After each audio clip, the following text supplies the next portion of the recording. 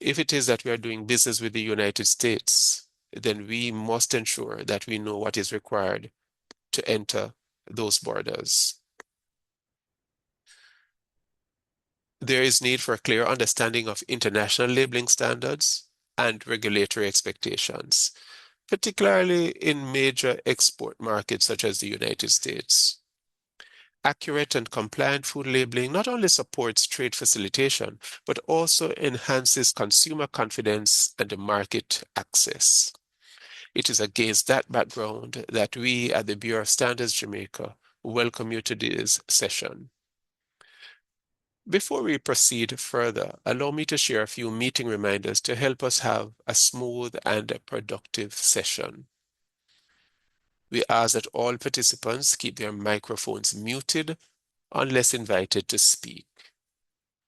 Questions may be submitted throughout the session using the chat feature.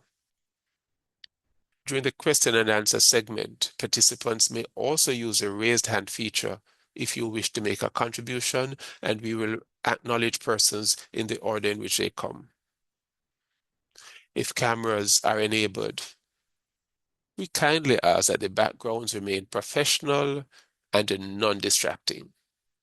That will help you and it will help us. We also encourage participants to remain fully engaged and to take advantage of the expertise being shared today. Ladies and gentlemen, indeed, it is my pleasure and my privilege now to invite Mr. Hunston Hunter, acting as the Executive Director of the Bureau of Standards Jamaica, to deliver opening remarks.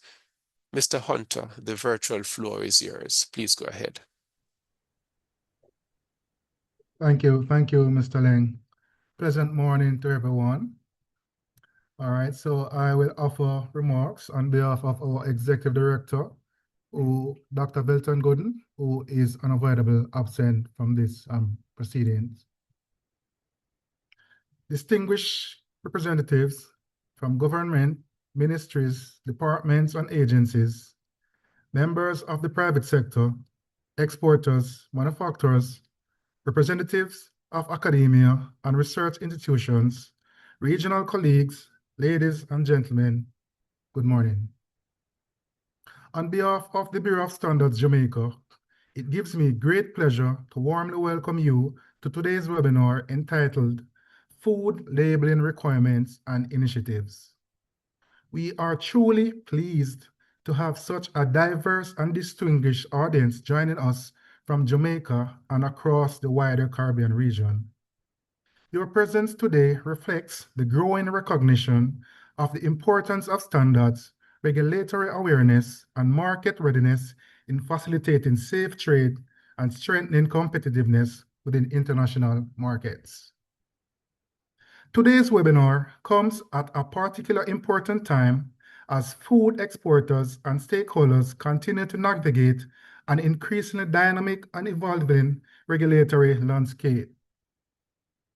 Food labeling is no longer viewed simply as a packaging requirement, but rather as a critical component of consumer protection, transparency, public health, and market access. Increasingly, international markets are demanding greater accountability and more detailed product information, and exporters must remain informed and prepared in order to maintain and expand their market presence. This session is therefore intended to provide practical and timely information to a broad audience, including regulators, food manufacturers, distributors, academia, students, and other interested stakeholders. Importantly, however, the webinar is also specifically geared towards potential and established exporters of food products to the United States market. The United States continues to be one of the most significant export destinations for many of our regional producers, and understanding applicable labeling requirements is essential for facilitating smoother trade and reducing unnecessary barriers to market entry. Participants today will benefit from discussions surrounding key updates and initiatives related to food labeling requirements in the United States, including information from the consumer study surrounding the proposed front-of-package label regulation, emerging conversations surrounding allergen threshold, and updates to the definition of the term healthy. These are not merely technical discussions.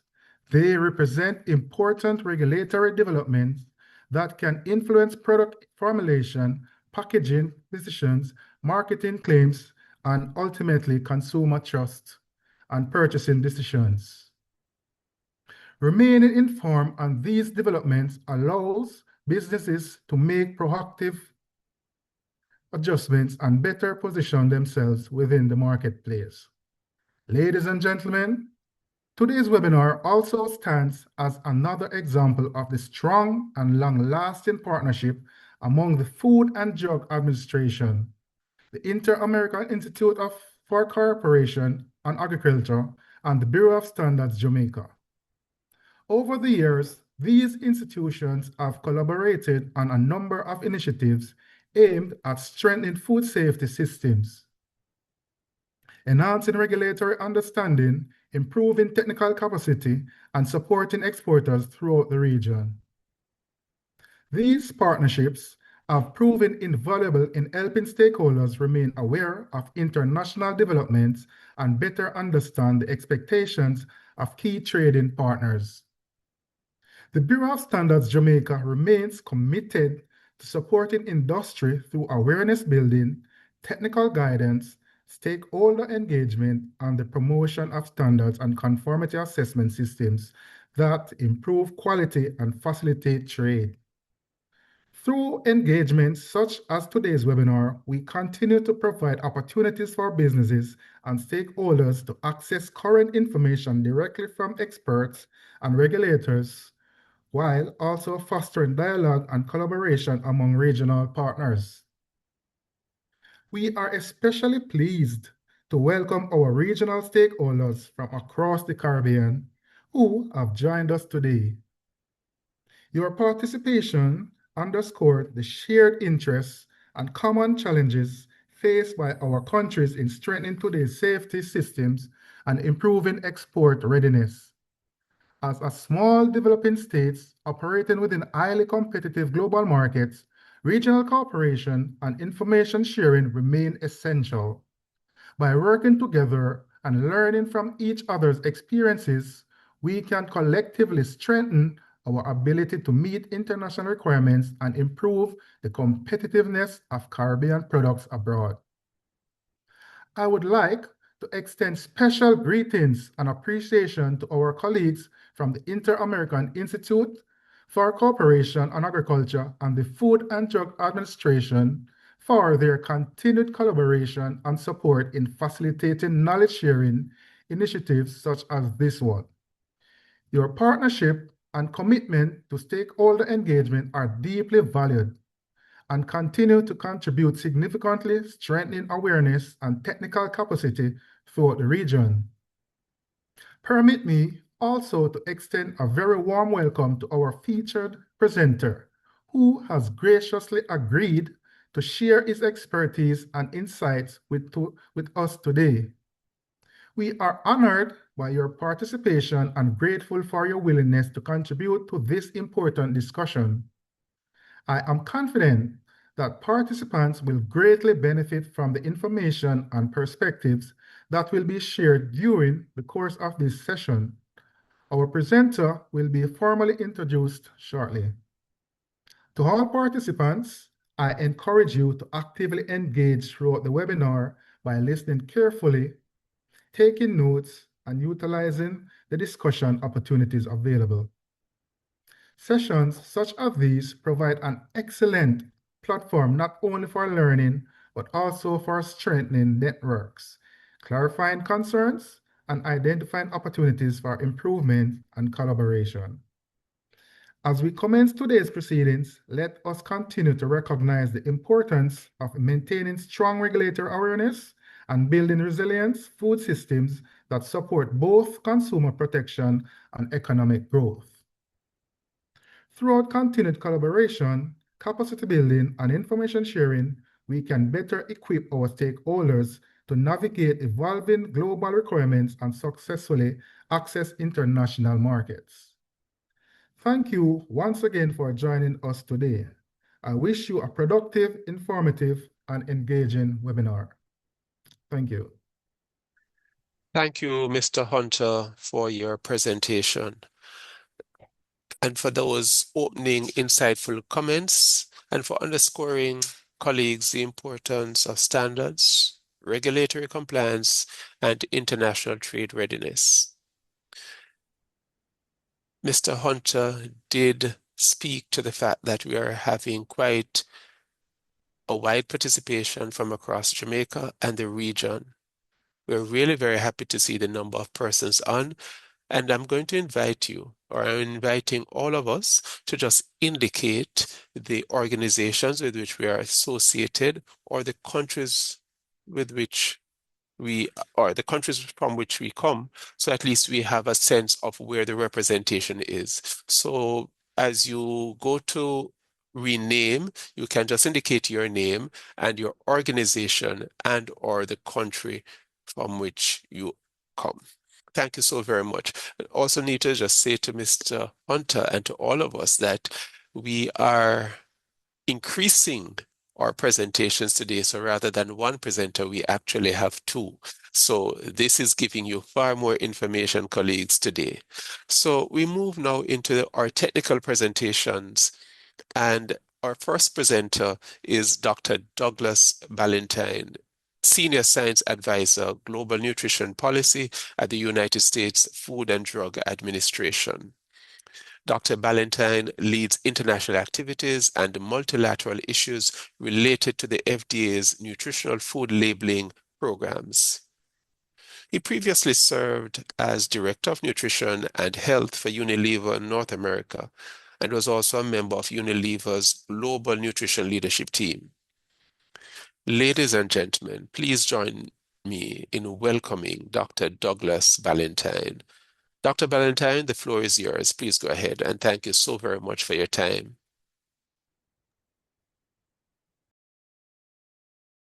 Thank you, and thank you, Ellis, for the introduction. Actually, we're going to switch order in terms of who's presenting. So Pedro is going to present first, and then I'm going to pick up about halfway through. So All right, please thank you. go ahead So and introduce Pedro, and then I'll pick up halfway through. let me Thank do you. that. Let me do that. Thank you so very much.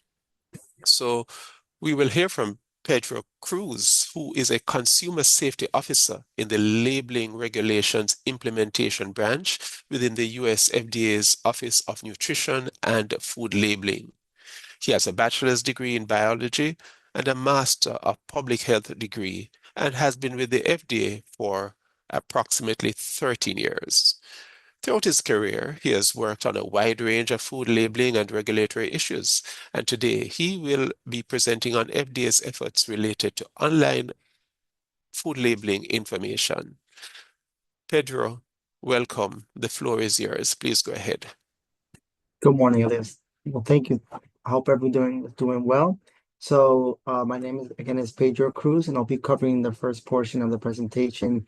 I'm going to focus on FDA's labeling requirements under 21 CFR 101.100. And I'll walk you through some of the major mandatory labeling elements commonly found on the package, including like statement of identity, ingredient labeling, nutrition labeling, etc. Now I'm going to try to keep this presentation practical and high level before I turn it over to Doug for the remaining topics. So this is the slide of, thank you by the way for changing the slide. So this slide provides a general overview of the topics we will cover today. We'll start with FDA's role in FDA labeling and then move on to the major mandatory labeling requirements such as the statement of identity, net quantity content statement, ingredients, etc. Next slide, please. Thank you. Sorry.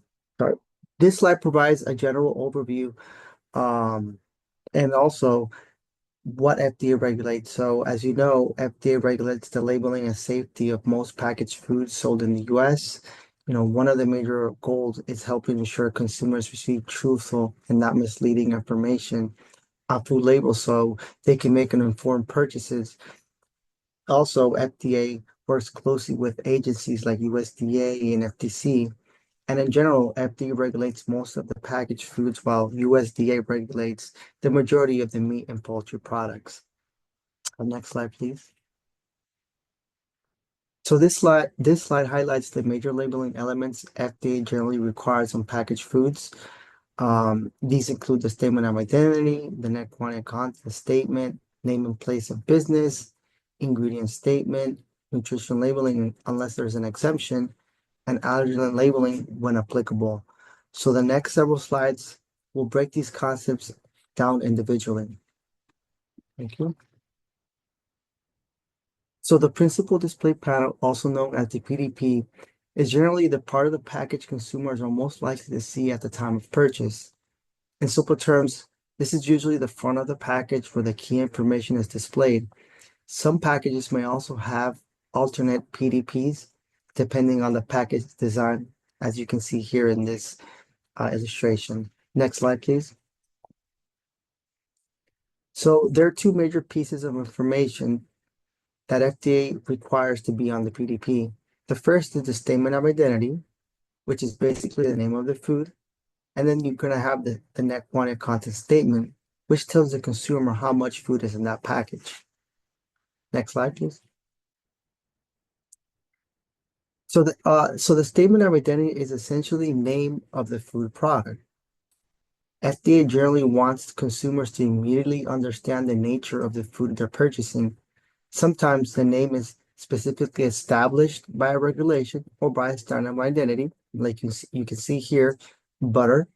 There's a law that requires it to be declared as butter, or there's a standard of identity for cocoa. While in other cases, you could provide the name as the common or usual name or an appropriate descriptive term. The statement identity must appear prominently on the PDP and generally parallel with the base of the package. Next slide, please. So this slide deals with the flavor labeling requirements. FDA distinguishes between natural flavors, artificial flavors, and products containing a mixture of flavors sources. If a product contains an artificial flavor that simulates, resembles, or reinforces the characterizing flavor, FDA will require that the label and disclosure that that product is artificial flavor. The overall goal is to help consumers understand the true nature and source of the flavor. Next slide, please. Next slide, thank you. So the net quantity content tells the consumer how much the product is contained in that package. FDA has specific requirements regarding placement, type size, and how the quantity is expressed. Depending on the nature of the food, this may be declared using the weight, volume, or numerical count. The statement generally appears in the lower 30% of the PDP and in lines generally parallel to the base of the package. Next slide. So the information panel is generally immediately to the right of the principal display panel. This is where many of the detail required labeling elements are commonly located, as you can see here illustrated on these two pictures. Next slide. Okay. The information panel usually contains, or not usually, for the most part, should contain the name and place of the responsible firm, the ingredient statement, the nutrition facts label, and allergen information when applicable. Next slide. FDA generally requires the labeling to identify the responsible firm associated with the product. Depending on the situation, the label may say manufactured by, distributed by, or packaged for. The label must also include the firm name and address information. It's important to note that a website address alone would not satisfy this requirement. Next slide, thank you. Ingredients are generally required to be listed in descending order of predominance by weight at the time of formulation. In simple terms, the ingredient present is in the greatest amount is listed first. Ingredients are generally declared using the common or usual name, and FDA also has specific rules of how flavors, colors, spices, and preservatives may be declared. Next slide. When a food contains a multi-component ingredient, the sub-ingredients of that ingredient generally also needs to be declared. For example, if sake is used as an ingredient, the components that make up the sake may also need to appear in the ingredient statement. FDA generally allows either parenthetical declaration, as you see in the first example, or list all the ingredients incorporated into the ingredient list, as you can see on the second option. Next slide. So moving on to the nutrition labeling. Most packaged foods are required to bear nutrition facts labeling unless they qualify for an exemption or special labeling provision. Serving sizes are generally based on reference amount customarily consumed, also known as racks, which reflects the amount Customarily of the food consumed, people also known as typically rack, consume at one occasion or one eating occasion. And in which general, reflects if a the amount product of the makes a food people nutrient typically. content claim, the product will not meet the requirements or to be exempt from nutrition labeling. Next slide, please. This slide shows an example of the current nutrition facts label format consumers commonly see today. This updated format places greater emphasis on calories, serving size, information, and added sugars to help consumers make a more informed dietary decision. Next slide, please. So these nutrients FDA currently requires to be declared on the nutrition facts label. The overall goal is helping consumers better understand the nutritional composition of the food products they purchase and consume. Next slide. Some nutrients may be declared voluntary, but declaration may become required if claim is made about that nutrient or if the nutrient is added to the food. For example, if a product makes a claim regarding soluble fiber or sugar alcohols, those nutrients would need to be declared on the nutrition label. Next slide. Okay. This slide explains FDA's definition of added sugar. In general, added sugars are sugars added during processing or formulation of the food. This includes ingredients such as syrups, honeys, brown sugar, and high fructose corn syrup. Even if some ingredients sound more natural to consumers, FDA still considers them as added sugars when they're added during manufacturing. Certain concentrated fruit or vegetable juices may also qualify as added sugars when used primarily as sweeteners. Next slide. FDA provides several exemptions and special labeling provisions related to nutrition labeling requirements. These exemptions may apply to products such as small packages, food sold in bulk, or certain small businesses that meet specific regulatory criteria. And in generally, like I said, if a nutrient content claim or health claim is made on a product, that product no longer would meet the requirements to be exempt from the nutrition information. So this concludes my portion covering the core mandatory labeling requirements. So at this point, I'll turn it up to Doug, who will continue with the remaining labeling topics and claims. Thank you. Thank you, Pedro, for doing the first part of the presentation and introducing the mandatory labeling requirements. So I'll pick up on, as Pedro mentioned, that if major food allergens are present, they must be declared on the label under federal law. And the labeling declaration is satisfied in some cases by the name of the food. For example, soy or wheat, if that was in the name of the food, that would satisfy the intention of making sure that consumers are aware of the presence of food allergens. So we have basically requirements that if the food contains milk, eggs, fish, crustacean shellfish, tree nuts, peanuts, wheat, soybeans, or sesame, they must be declared in a clear way in the label so that those individuals who are allergic to those foods are aware of that. For tree nuts, fish, and crustacean shellfish, the name of the specific type of tree nut, fish, or crustacean shellfish must be declared. So, for example, almonds, flounder, or crabs, you can't just use the term tree nuts, or you can't just use the term fish. Next slide.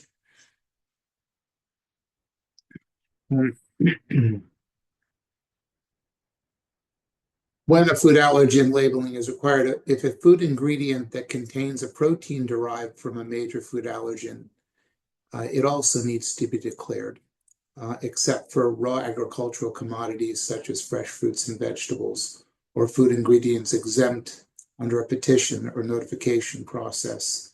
So, for example, a highly processed oil, soybean oil, for example, is processed to the point where there is no longer any protein remaining in that oil. So under that circumstances, they would not need to be declared as a food allergen. So I said earlier, major food allergens are declared by their common and usual name if that's not identified in its source of food. So, for example, if a food allergen is added to an ingredient as a let's say wheat starch or soy lecithin is added to an ingredient that's put into food, even though it might be lecithin or the ingredient might not necessarily be lecithin, then the presence of that allergen needs to be declared as well. We often refer to that as a carryover food additive. Next slide, please. There's two ways of declaring allergens on food labels. One is as part of the ingredient statement, or the second is using a contains statement. So you can see the example on the left. I think this is an active slide, so you can, yes. So here's the example of wheat, milk, eggs, soy declared in the ingredient deck. And the second one is declaring those in addition as a contains statement. So those are two ways of making sure that consumers are aware that there are allergens present. Next slide, please. Okay.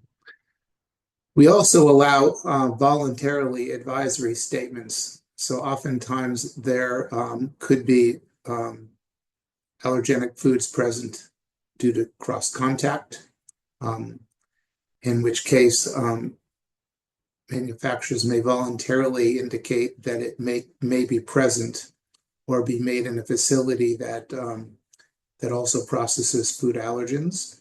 But these statements are not intended to be used as a substitute for good manufacturing practices. The expectation is that when may contain statements are put on food packages, that the food manufacturer has done its due diligence to, as much as possible, reduce the likelihood of any cross contact through good manufacturing processes and sanitary procedures. And I'll come back to that a little bit later when I talk about thresholds. These statements must be truthful and not misleading as well. So now I'll switch from allergen declaration to various types of generally voluntary claims that can be made on food packages according to the regulations in 21 CFR. As I said, these are voluntary and not required. They can be about the level of a nutrient, such as cholesterol-free, sugar-free, no added sugar, or what we call an implied claim high in oat bran. And the reason that's an implied claim is oat bran does not have a designated dietary reference intake or daily value. So it's an implied claim by the use of high. Other inherent claims might be broccoli, a naturally cholesterol-free food. So those are just types of voluntary claims that might appear on food packages that must be truthful and not misleading. High protein again. Next slide, please. We have nutrient content claims which are more regulated and more specified in our regulations. These are some of the citations of where those are. So sugar-free is specifically defined and cholesterol-free is specifically defined. Other nutrient content claims related to the amounts of vitamins and minerals or proteins or antioxidants and fibers are more specifically regulated by regulation, more specifically rated to its daily value. Next slide, please.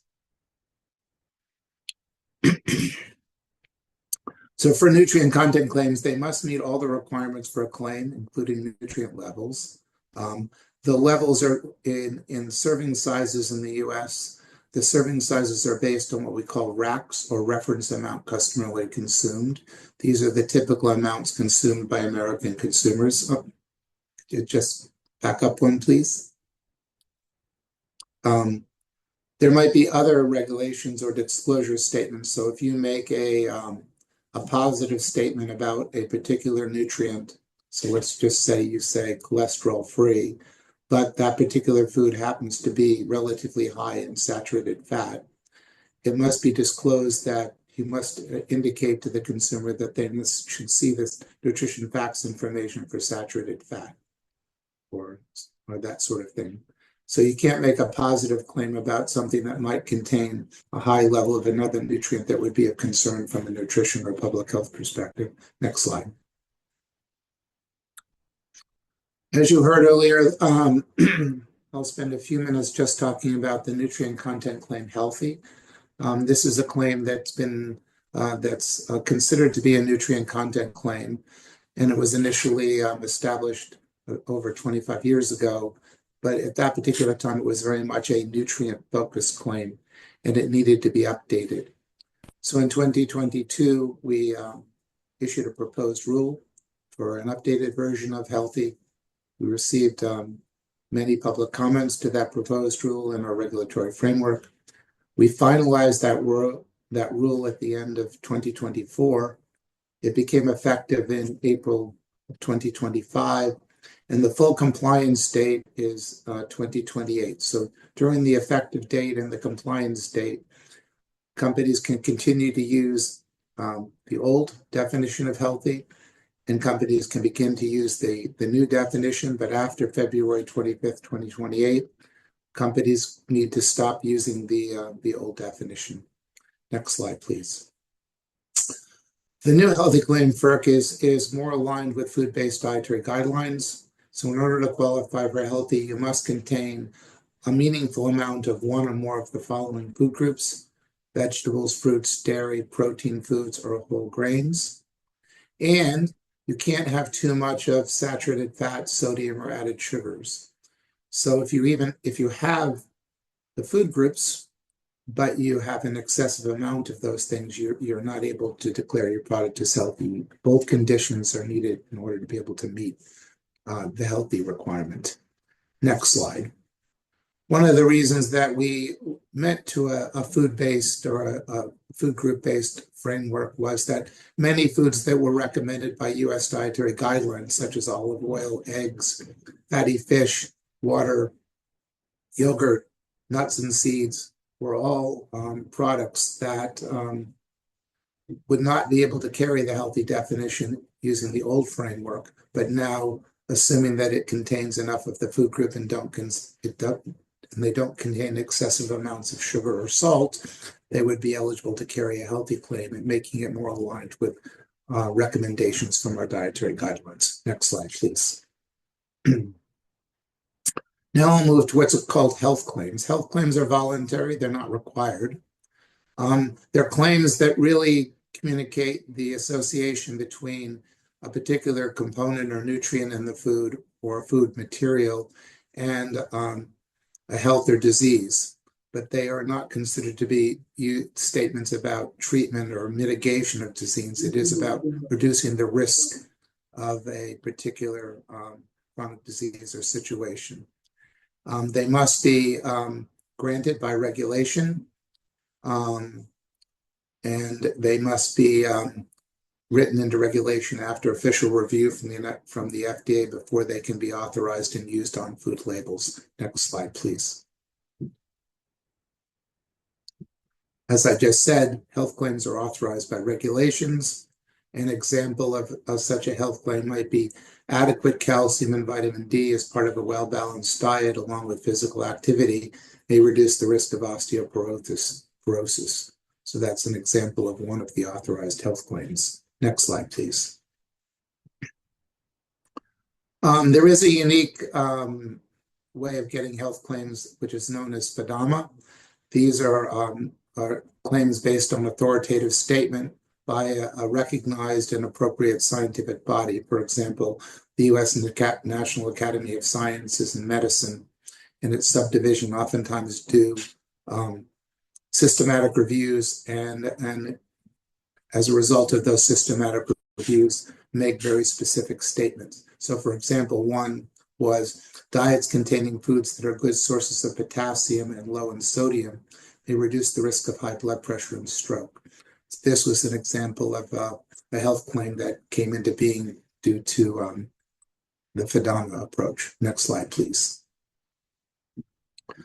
We also allow in the United States what are called qualified health claims. These are health claims that are not supported by significant scientific agreement, but there is some evidence of the relationship between the substance and material and the particular health effect of the claim, but it is not scientifically substantiated or fully scientifically substantiated.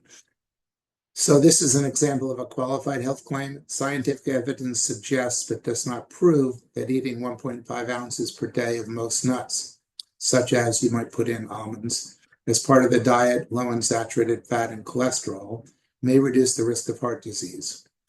And because nuts and seeds tend to be higher in fat, which means they tend to be higher in calories, the requirement also recommends that you see the nutrition information for fat content. That's an example of a disclosure that we require. Next slide, please. A third voluntary type of claim are what are known as structure function claims. So these are not health claims. These are relationships between a nutrient or a food substance and the structure or function of the body or a physiological system. So, for example, calcium builds strong bones. These can be made voluntarily. They do not require authorization by the FDA, but they must be truthful and not misleading. And manufacturers should have a dossier of scientific evidence that, if asked, would provide the basis for them being able to make that particular relationship. But these claims cannot be a link between disease or a health-related condition. They can only be about function. Next slide, please.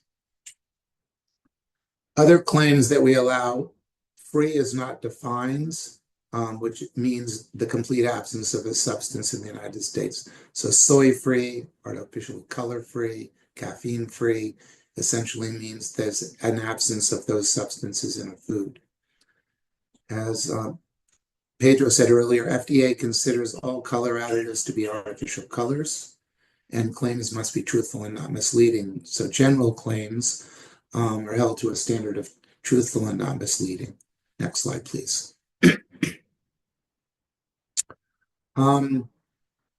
Oftentimes, there's a desire to have multiple languages on food products, and oftentimes imported foods will have multiple language on food products.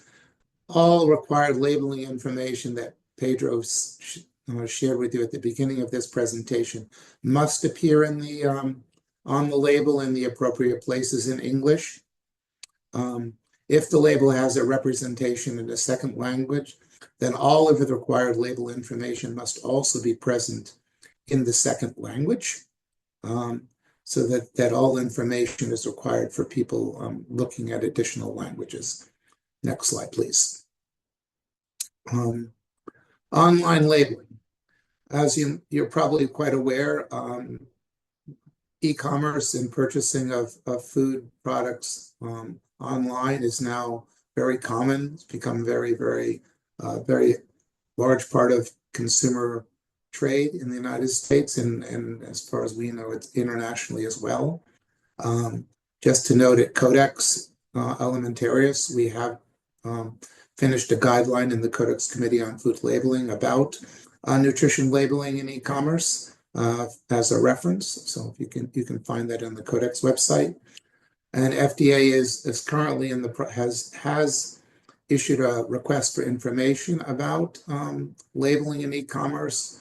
We've gotten feedback from stakeholders through that request for information, and now we're beginning to consider developing guidance on the food labeling requirements that we would think are necessary for online grocery shopping. And we hope that that draft guidance may be out some point this year. Next slide. There's often a question about stickering in order to meet the labeling requirements, particularly for imported foods. Mandatory labeling requirements can be printed on a sticker and affixed to packages, so long as it's not easily removable. Stickers are also often used to correct labeling deficiencies. So oftentimes if a product is deficient in meeting the labeling requirements that is coming into this country, stickering can be used as a short-term way of mediating that deficiency and then still allowing those food products to enter U.S. commerce. Next slide, please. What's on the horizon? FDA is constantly working on new ways to make sure consumers have the information they need to make informed choices and we have a safe and nutritious food supply. We've recently been exploring food allergens further and the labeling of food allergens and getting additional information to guide how we can be more effective in that, particularly around things like gluten. But we're working on providing guidance for how to appropriately label plant-based alternatives to animal-based foods in order to make sure that consumers understand that when they see something that might be a plant-based food that's intended to be a chicken nugget, but it's not a chicken nugget, that the labeling is in fact clear enough so that someone understands that what they're buying is in fact not a chicken nugget, but might be a plant-based chicken nugget or a plant-based cheese or some other product. So we're going to be providing appropriate guidance to help industry understand the labeling of those. Next slide. You heard at the beginning about front-of-pack nutrition labeling, as I'm sure you're all aware. Many countries around the world, as you can see from this particular graphic on the left, bottom left, are implementing front-of-pack nutrition labeling. Latin America has been quite active in this with the traffic light warning systems.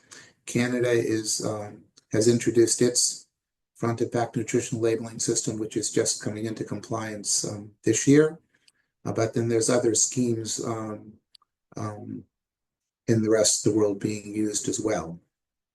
The United States is pursuing and exploring what options it would be using to implement front-of-pack nutrition labeling in the United States. So we believe it is an effective tool to provide quick and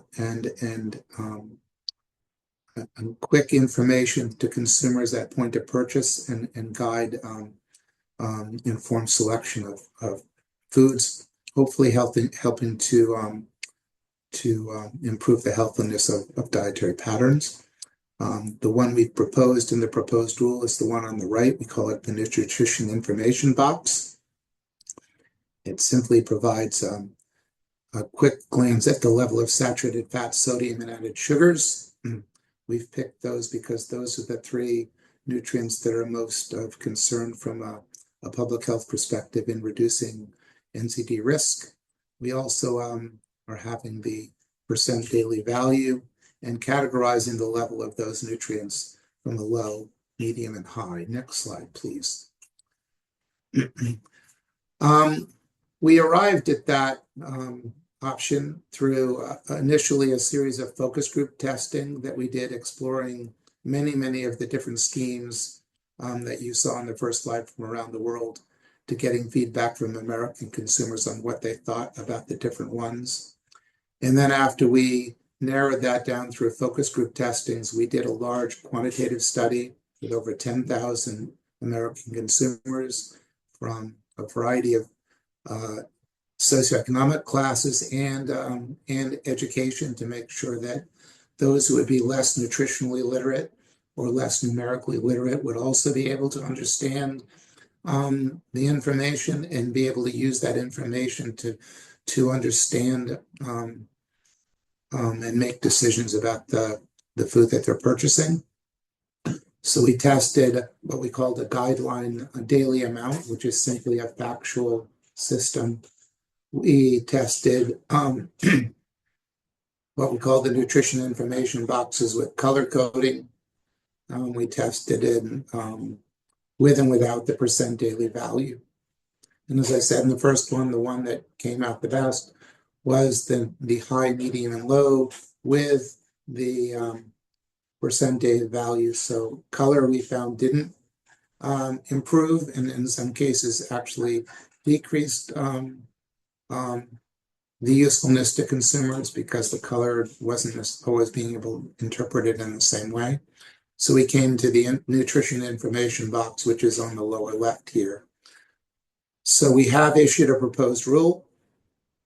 We're currently still evaluating the feedback we got from the consultation on that proposed rule.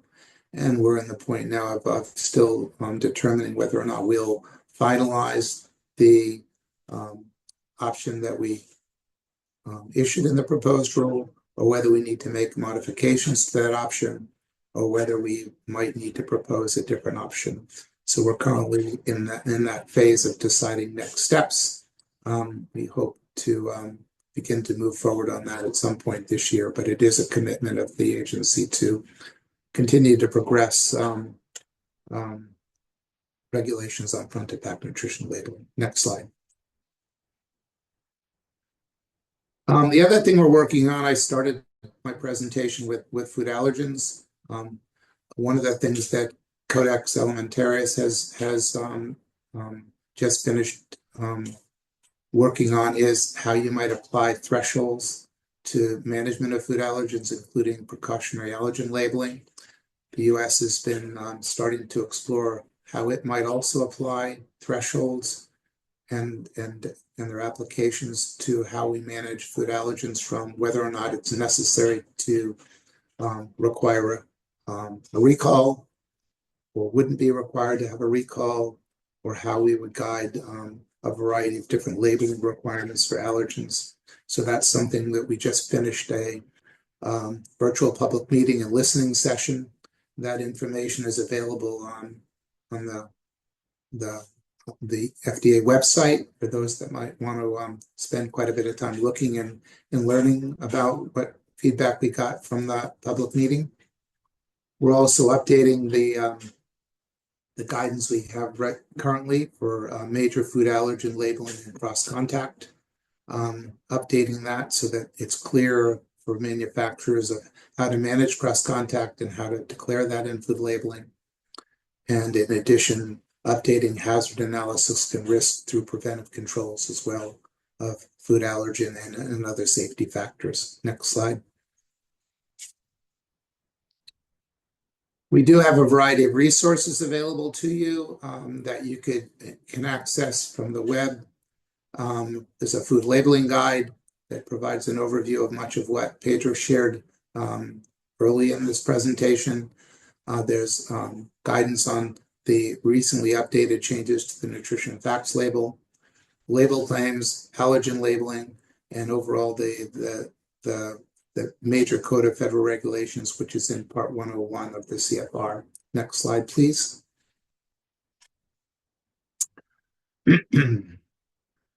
We maintain our website where we post updated information and information that we provide to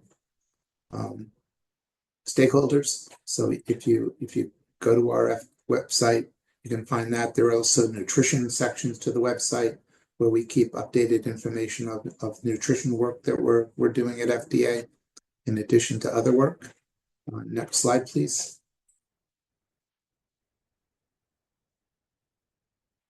And if you have questions for FDA, for clarity, this is a link where you can go to this particular site and post your question. And this is the best way to assure that if you have a question, the appropriate information will be provided back, because then we get the subject matter experts who are most knowledgeable about your particular question to help provide clear and quick responses to your question. So this is the best way to put in questions, because we track it and we make sure we respond to it. Next slide, please. With that, that completes the questions the presentations for that we plan to do for today. And now we are ready to hopefully have a period of questions and answers. Thank you. Thank you, Pedro. Thank you, Doug, for your presentations.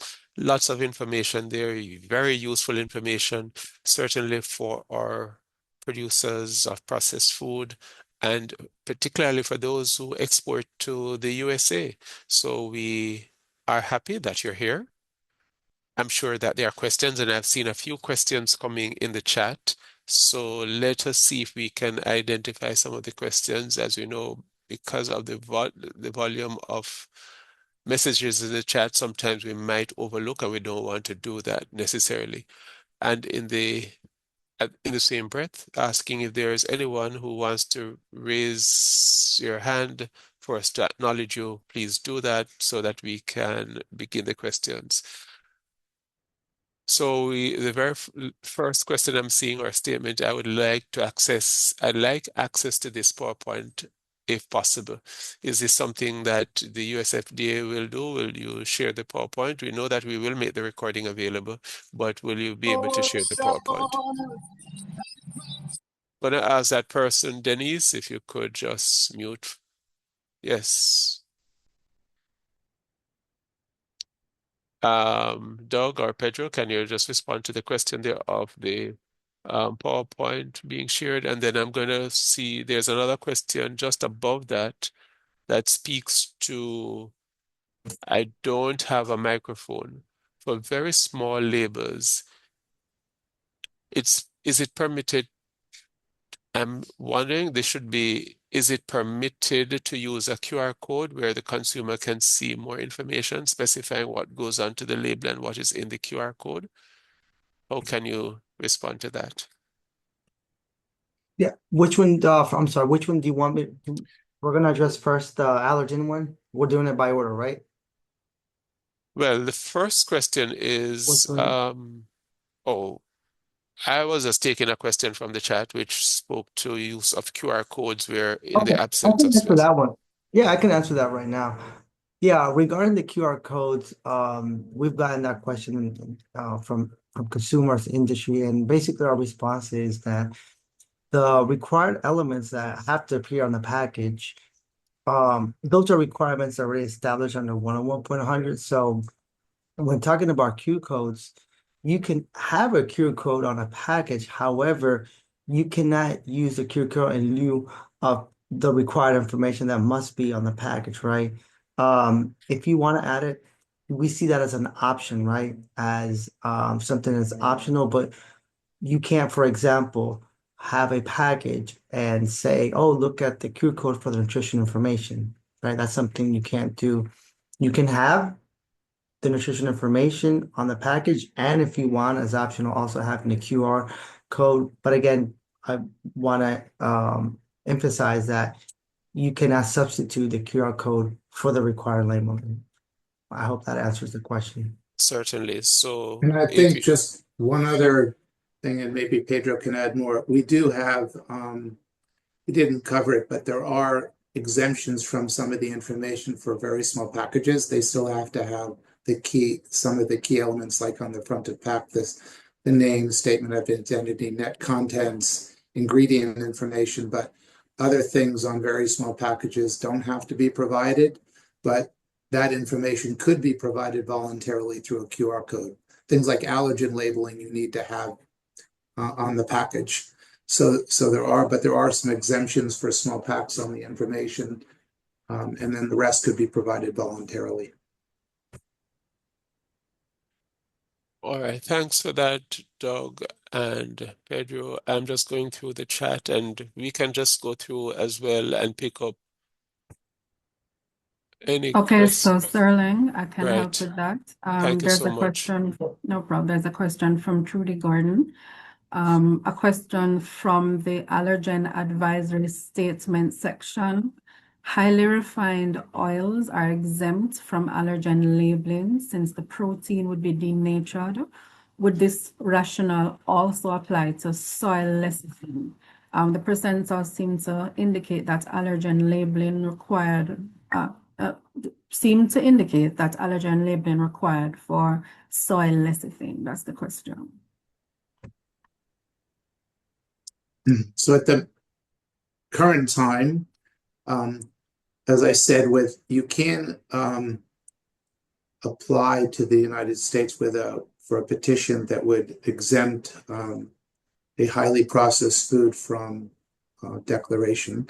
At the moment, soy lecithin has not been exempted, as we haven't been petitioned to exempt it at this particular time. It may very well be that through some of the threshold work and other work going on internationally that there would be the basis for further exemptions. But at the moment, soy lecithin still needs to be declared, even if it's present as a carryover ingredient or an ingredient and a sub-ingredient for a product. Thank you. Thanks, Sharika. Thanks, Doug. Are there any questions? Do remember that we have the opportunity to use the raise hand feature and we will acknowledge you. So if you have questions which have not been placed in the chat, question that you have really wanted to ask, you have had a challenge, you have been unsure about, here you have an opportunity to speak directly with the USFDA and to get their responses I in a have a real question time. I placed in the chat. Thank you. Yes, and I can read that very quickly, Sterling.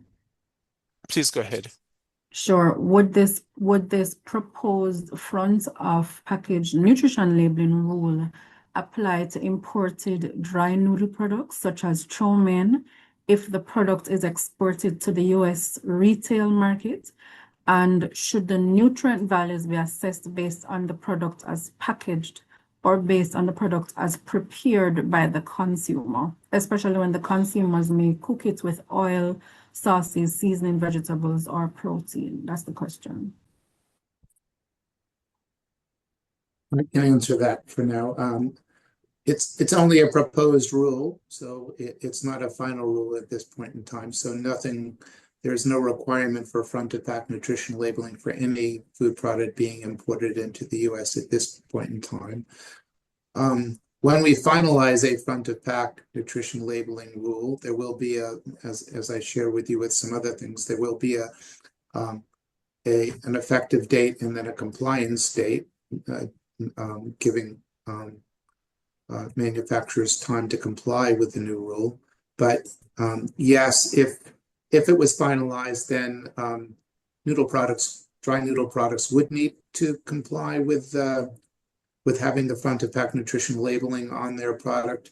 And generally, our labeling requirements are for products as sold, not as prepared. Thank you for that, Doug.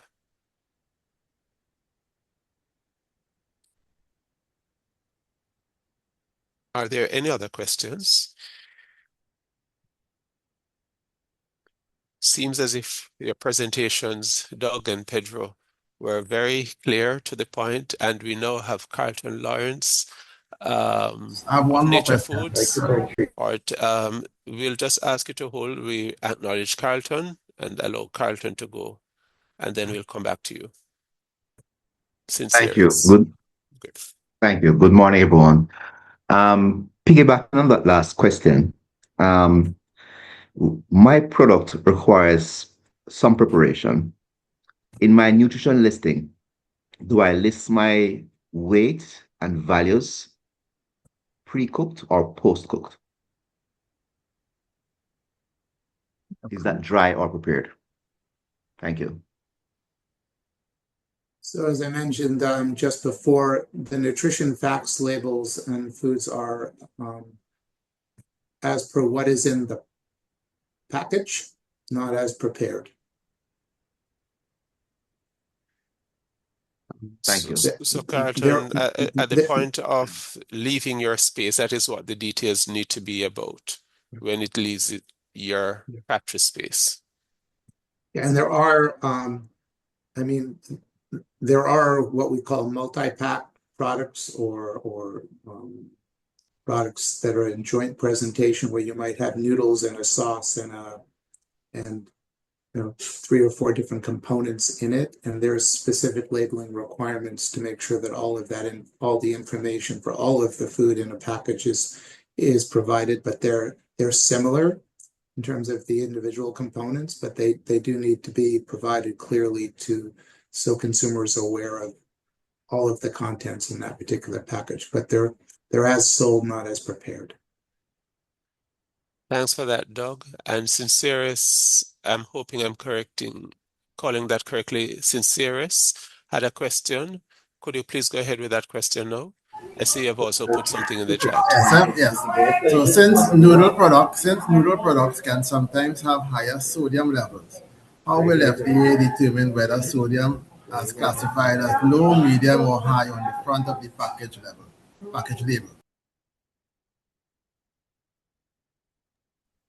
When it comes to the front of pack nutrition labeling rule, generally we have a % daily value for sodium, so that's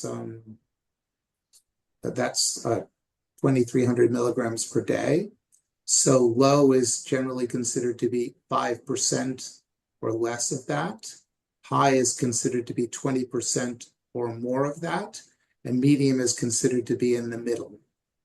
So that's how the high, medium, and low is based on the % of the daily value for sodium, but also for the other nutrients based on those particular thresholds. So low, less than 5% of the daily value, high, greater than 20, medium, between 5 and 20. Thank you for that. I think we have a question from Anna. Don't know if this has been done yet. I have seen labels of peanuts saying contains peanut, even though the label clearly states it is peanuts. Is this a requirement from FDA or additional labeling feature by manufacturer that is optional? So the product clearly says peanuts, but says this product contains peanuts, and Asthma wants to find out if this is a requirement from the FDA or just additional labeling feature. Sure. You want to talk about that, Pedro, or should I? So what I was going to say basically there is if the product contains if the product is peanuts per se, it will already satisfy the allergen requirements already, right? Because it's declaring peanuts. So if I'm understanding the question, it's saying that the product is peanut, but it's also saying it contains peanuts. Is that what I'm reading? Yes, that is what I'm understanding. Okay, so contain statements are also voluntary. I mean, no, it may contain. I'm sorry, no, contain statements are required, right? So, if you have a contain statement, you have to declare the allergens that are on that product. If we see a label like that, it's just redundant. There's no, I would say, Advantage. yeah, I think it maybe could cause confusion, but it's not that it's incorrectly labeled or violative. Let's put it this way, it's not a violative product. That's what I could say there. And I'd want to suggest, Asma, that it might be where the product is not clearly stated as peanuts, but let us say you had a cake that had peanuts, you'd want to know, say that this product contains peanuts. You'd want to do that. But if it says clearly peanuts or whatever the nut is, then that by making that declaration, you are advising the consumer what is in the product. Yeah, and remember, when it comes to tree nuts, you have to specify the specific tree nut. But obviously, peanuts is different, right? So if it contains peanut, you declare peanut either in the ingredient statement or contain statement. But if it's a tree nut, you have to declare the specific type of tree nut, like almond, cashew, etc. Yeah, on your product label. But I guess Asma? just to finalize it, a contained statement can be used as meeting your requirement, but as Pedro said, it also could be done voluntarily, even though in some cases, a manufacturer peanut might be in the ingredient deck or might be part of the name, but oftentimes they may be using a contained statement because sometimes it's just peanut, but let's just say it was peanut with chocolate, and then the chocolate had milk in it. So they might, in some cases, say peanuts it could have contains peanuts and milk, because then you'd have both of those particular things. So contained statements can be used as a way of just providing information, but if you use a contained statement, you need to make sure that all of the food allergens that are present are in that contained statement. You can't just pick one. So you need to make sure that if you voluntarily use contains, then all of the food allergens in that particular food need to be disclosed in that contained statement. Thank you for that. Seems as if we have exhausted our question. Let No, me not. see. There's another Sorry, I one. can help. Monique Ellis had asked, would the nutrition info box be required to be displayed on all food labels, regardless of the level of nutrients, high, medium, or low? I know Sir Ballantyne had mentioned what qualifies as high, medium, and low, but I guess Monique is seeking clarification if the nutrition box would be required to be displayed on all food labels, regardless of the level, high, medium, or. So that if the rule was finalized for front to back, then yes, it would be required on all food labels, regardless of high, medium, or low. We did test, as I said, a high only version. That did not test as well with consumers as the high, medium, and low did. So it would need to be required on all food packages. Again, there are some modified versions of that for small package size that would be present as well, but it would be required in all packaged foods.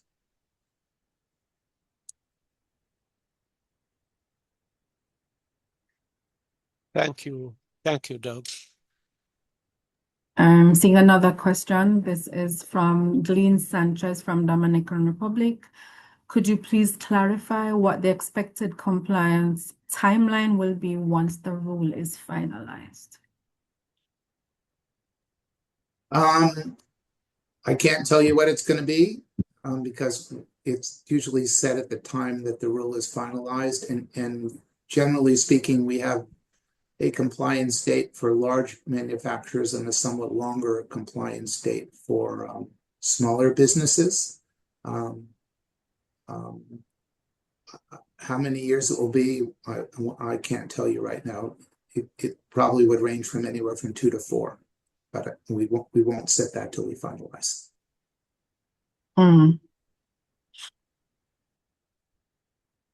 Okay, thank you. Another question from Carlton Lawrence, Nature Foods Limited. Is coconut classified as a tree nut, or does it require an allergen disclosure?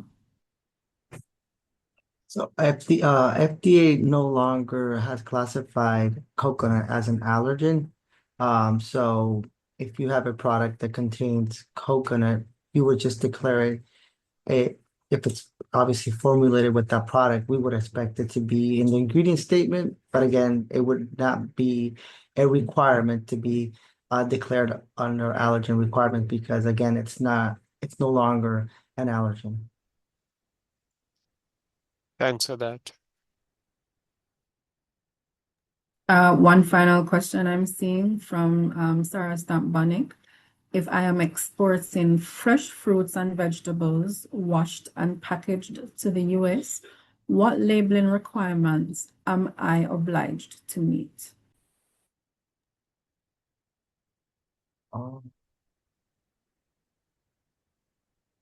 So in this case, it would be importing like raw agriculture, commodity products, right?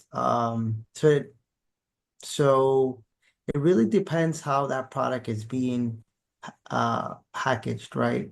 If there's no packaging, then there are exemptions, right? But let's say if the product hypothetically was packaged, then it would have to provide all the labeling requirements again, and like I previously said on one of our slides, for some products, the nutrition labeling may be exempt. So it just really depends how that product is being packaged. That's correct. So if it is a packaged product, for example, in the United States, if you have grapes coming in from Latin America and they're in a full package with label and a name and it's closed at the top, those grapes then would have all of the required labeling elements on that package. If the grapes are just coming in a bulk non-retail container that are then distributed to grocery stores and sold in the fresh produce section, then they need to meet the bulk labeling requirements for the US, but not the package labeling requirements.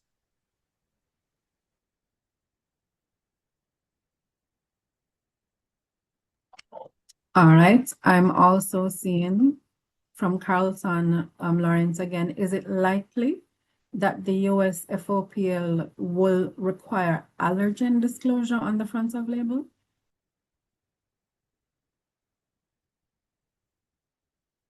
No, can never say no, but at the moment, the proposed front of pack nutrition labeling has nothing to do with allergens. It's focused right now on sodium, saturated fat, and added sugars.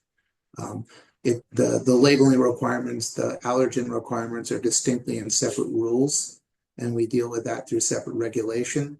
So at this point in time, there's no intention to include different allergen labeling front of pack from the current rules that are being used. So the allergen labeling would need to comply with what I presented. Either they need to be disclosed in the ingredient declaration or as in a contained statement. And that generally has taken place where the contained statement needs to be in close proximity to the ingredient statement. So they would not need to go on front of pack.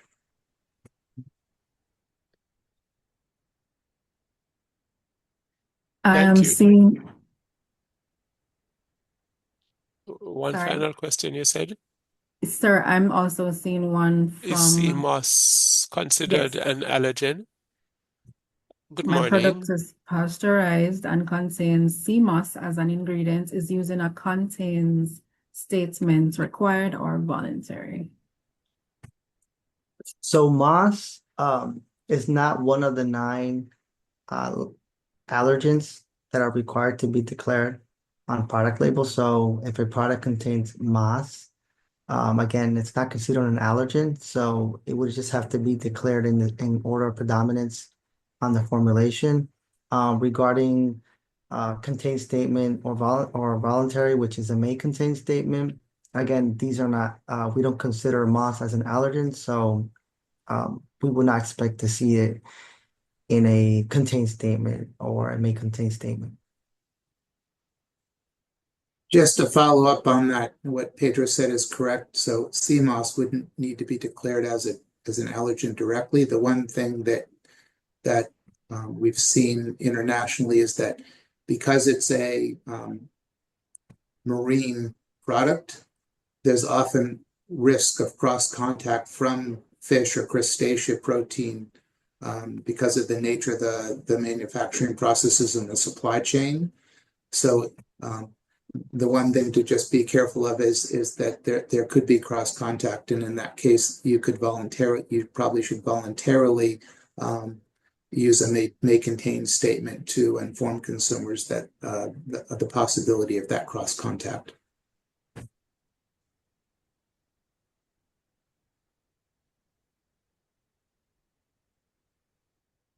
All right, I'm seeing some more. Anissa is asking, is tonka beans in products still prohibited from the US?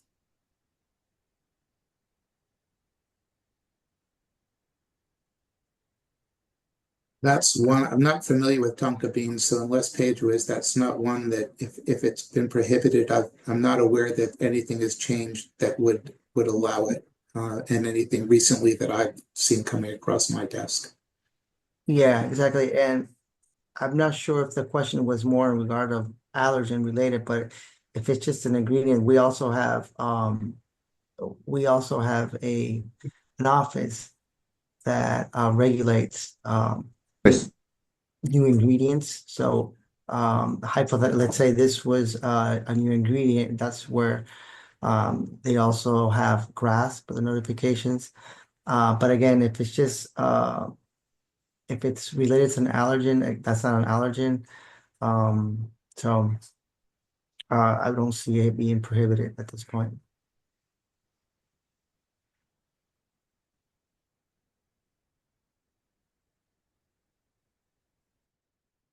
There's another question, Sharika. Yes, Beth Campbell.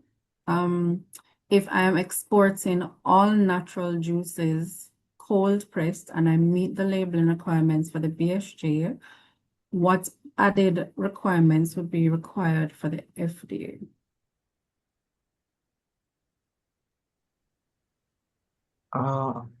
Is this for for the record keeping? Because I'm trying to understand that question. If I can get a little bit more context. But I think if you're just talking about labeling, then if you're exporting cold pressed juices to the United States, then as long as you're meeting all the labeling requirements that Pedro shared and the things that I shared with you, then there would be no additional labeling requirements for bringing products into the US.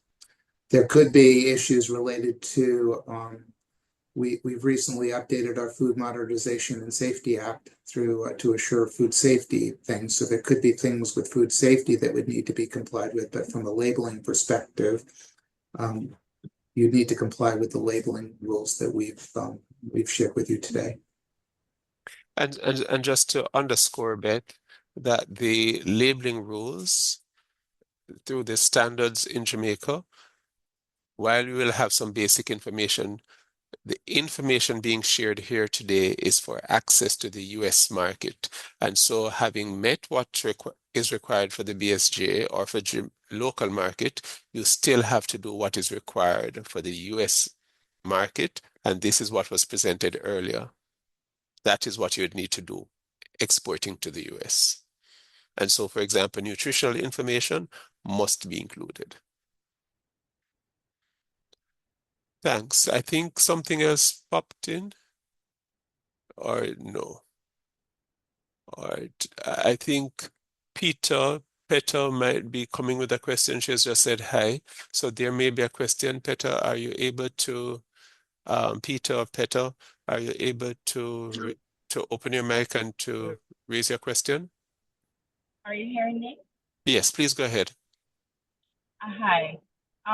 For sauces and seasoning, I was told that if an ingredient is less than 1%, you don't have to declare it on your ingredient listing. Is this true?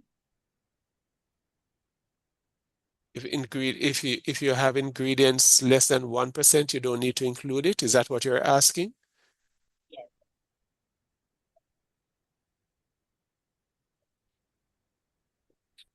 I think she So- confirmed yes. All right, fine. Okay, so just to make sure, so the question is if the ingredient is less than 1%, the question is you don't have to declare it. Is that what I'm hearing? That is the Okay. question.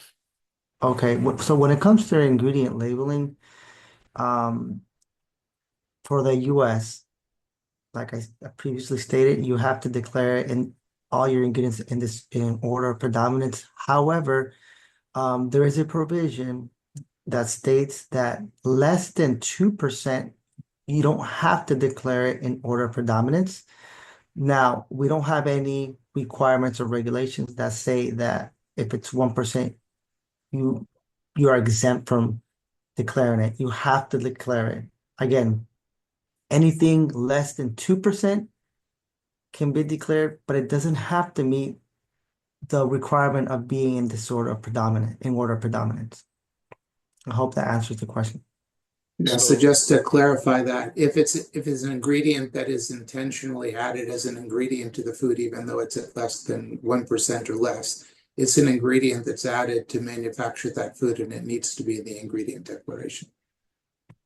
essentially, Peter, all ingredients must be listed, must be declared for your consumers.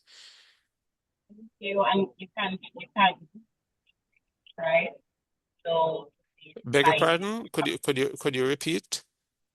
You can't say approved spices, right? You have to say onion, garlic, You list the ingredients, all of the ingredients, every single one. Thank you. Okay, Thank you. I'm sorry, I'm seeing from Sonia and Morgan. Can you clarify the use of the term natural flavors without listing all the ingredients? Can you clarify the Mm, use? Yes, Um, there is a provision under 21 CFR 101.22 that provides the definition of what is considered an artificial flavor, natural flavors. And under that provision, you may declare as generically natural flavors, and it may contain ingredients, right, sub-ingredients.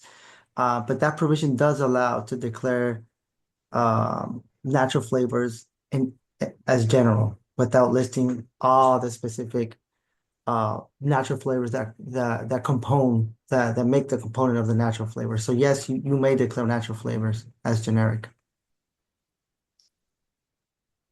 So just to follow up on the ingredient declaration, it could be declared as natural flavors without the sub things.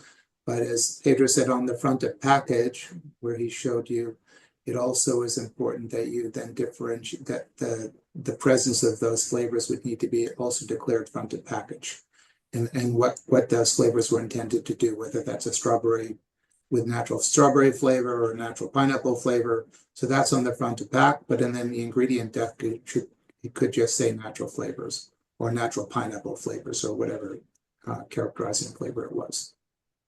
Correct. Thank you to all of you participants, and thank you, Doug and Pedro, for your responses. We appreciate it. Thanks, Sharika, for moderating that section and for helping me out. So again, we thank our presenters, both Doug and Pedro, for your information, for your responses, and to all of you for your active engagement and for your questions, considered questions. As we bring today's session to a close, I will invite Sharika. Sharika, will this be you? I needed to check. yes. Yes, I'll invite Sharika, representing Mr. Farah Smith, Director of the Standards Division at the BSJ, here to deliver the closing remarks. Sharika, Mrs. Sachel Knight, over to you. Thank you so much, Sterling. What a session we have had. Lots of information, and we want to thank our participants for the questions that you would have fielded. So on behalf of Tafara Smith, Director of the Standards Division, and indeed the entire leadership team of the Bureau of Standards Jamaica, as we come to the end of today's webinar, I would like to express thanks and appreciation to all participants who joined and contributed to what has been a very informative and engaging session. Today's presentations highlighted several important developments that are highly relevant to regulators, manufacturers, exporters, and consumers alike. The insights shared on the consumer study related to FOPL labeling provided valuable perspectives on how consumers interpret and use nutrition information and the implications for future labeling initiatives. We also benefited from an overview of the updated definition for the term healthy and the ongoing discussions regarding allergen thresholds, both of which represent significant developments in the evolving food regulatory landscape. Understanding these changes is essential for businesses that seek to remain compliant and competitive and responsive to consumer expectations. The Bureau of Standards Jamaica remains committed to supporting stakeholders through initiatives such as this webinar, and we recognize that regulatory requirements continue to evolve, and it is our responsibility to help businesses and stakeholders understand these changes, prepare effectively, and access the support needed to meet the applicable requirements. Through continued collaboration with our partners, including the FDA, ECA, we look forward to hosting similar events and to provide timely information, facilitate dialogue, strengthen capacity throughout Jamaica and the wider Caribbean. And very briefly at this time, I think I did see Ana Marisa Cordero from AICA, so I want to welcome her and the team members today, because it is through partnership with AICA that we were able to make this possible. I would like to extend special thanks to our presenter, Dr. Douglas Valentine and Pedro Cruz, who were ably also supported from Francine Ikeji. I hope I did not butcher your name, but we are grateful for the information that was shared today, and for sharing the expertise and experience and valuable insights. I know that the presentations have undoubtedly enhanced our understanding of these important topics and provided practical guidance that participants can apply within their respective organization. So we thank our colleagues both from AICA and FDA for their continued support. To our participants, as you continue to invest in your professional development and the success of your organization, we encourage you continue to listen out for programs such as these from the Bureau of Standards Jamaica. And I also encourage you to continue to take advantage of the training programs that are offered, even through the BSJ Quality Institute. And there are a slew of programs that are going to be offered for this month. So we ask you to take a look at what is being offered. So look out for future webinars, training sessions, stakeholder consultations, and other initiatives. And we look forward to strengthening quality, facilitating trade, and supporting sustainable economic growth. Thank you once again for joining today, and I wish you all continued success. Have a great day. Thank you.